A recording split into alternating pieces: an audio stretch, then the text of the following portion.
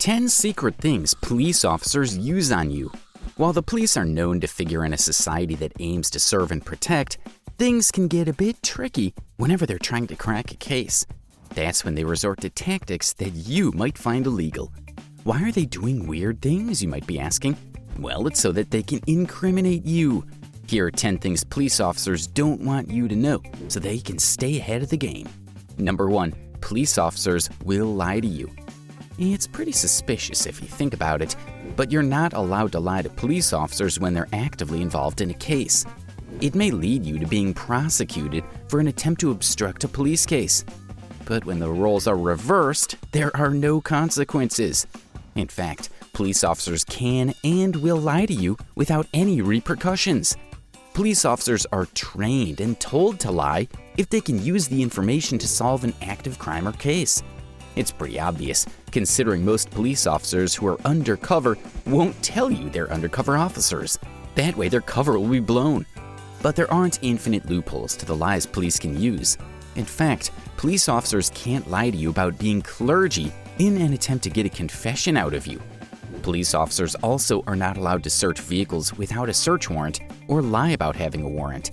The police are also not allowed to lie about how the legal system works. If they do, it can be used against them. Number 2, you have the right to leave. Suppose a police officer approaches you and starts asking questions. Ask if you've committed anything that warrants questioning and if you're allowed to leave. If the police officer says yes, you should leave without answering any further questions. You can leave as long as you're not arrested. In the event the police ask questions, your best line of defense is not to talk at all. You should leave all the talking and interpretation to your lawyer. If you're not allowed to leave, beware as you're in police custody, and they can and will ask you a lot of questions. But don't make the mistake of answering all their questions, as they will do anything they can to incriminate you, whether you're guilty or innocent. In such a scenario, tell the police that you won't talk unless you get to talk to your lawyer first. Police don't like to hear that, but they'll be inclined to do so, as that's how the justice system works. Number 3, your garbage is not yours. You might have thrown out the garbage a couple of times, but that's not your property after you throw it out. Police are aware that garbage can contain traces of any DNA that could be beneficial to pursuing an unresolved police case. Whether it's garbage with traces of DNA from a criminal or a kidnapped person, police will use whatever they can, whether the garbage is on your property or somewhere entirely else. Once you drop it, the garbage isn't yours. It's surprising how far technology and forensic medicine have come. Number 4, they can trick you into giving DNA. Let's say that you're in police custody and things aren't working out. You're a bit under the weather as it's pretty hot. The police have been interrogating you for hours on end, and you're sweaty beyond relief. A good, refreshing can of soda does the trick.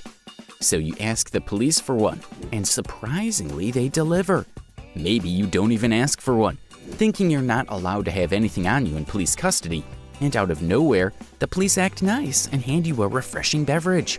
But the police might not be as nice as you think.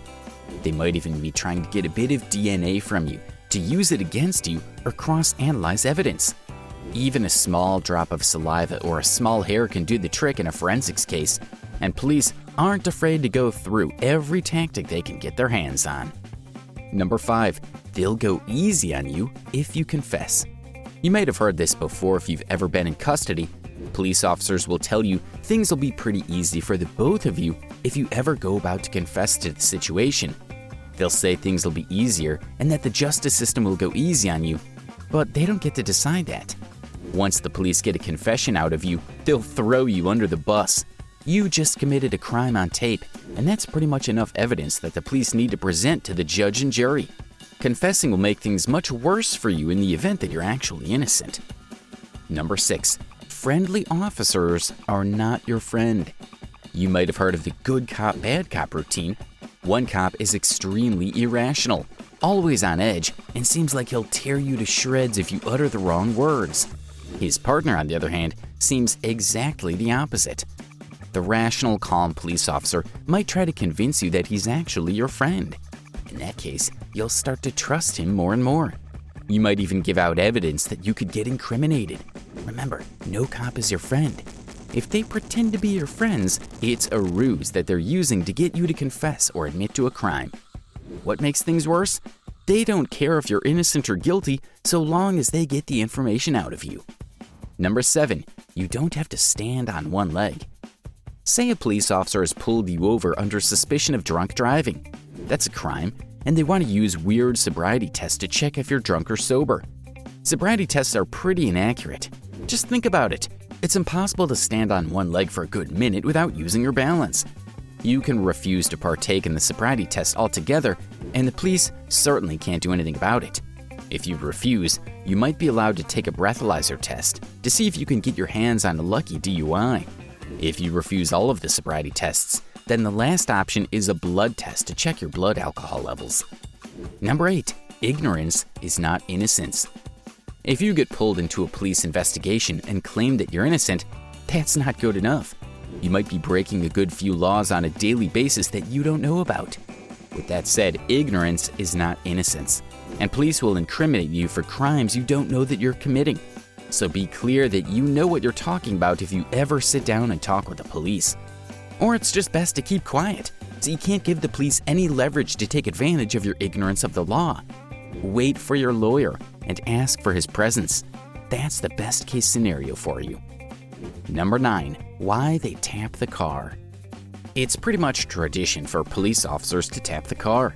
The process of tapping the car dates back decades, and you might be wondering why police officers do this in the first place. Well, it's pretty innocent. Police officers do this to spook the driver and passenger in the event they're trying to hide any illicit drugs in their vehicle. Police officers also do this to leave their fingerprints on the taillights to mark that they've been there. Police officers do this to leave a clue for the authorities in the event that they go missing. That way, police have a lead if there's a missing police officer case. Number 10, they can fake tests. It is much more common than you think. Victoria police had their funding of over $4 million suspended after it was found that they faked more than 250,000 breathalyzer tests. Talk about corruption. Police officers would put their fingers on breathalyzer tests or go so far as to block the airway of the breathalyzer test to get a false positive, making the breathalyzer test inaccurate. It could be used to frame people and get them DUIs for absolutely no reason other than to highlight police productivity. So it doesn't matter if you're a drunk driver or not. Police officers might just fake a breathalyzer test to get you a DUI. And that's pretty much it for today's video. If you have any questions, let us know in the comments below and subscribe. With that said, we bid you farewell. So goodbye and have a great time.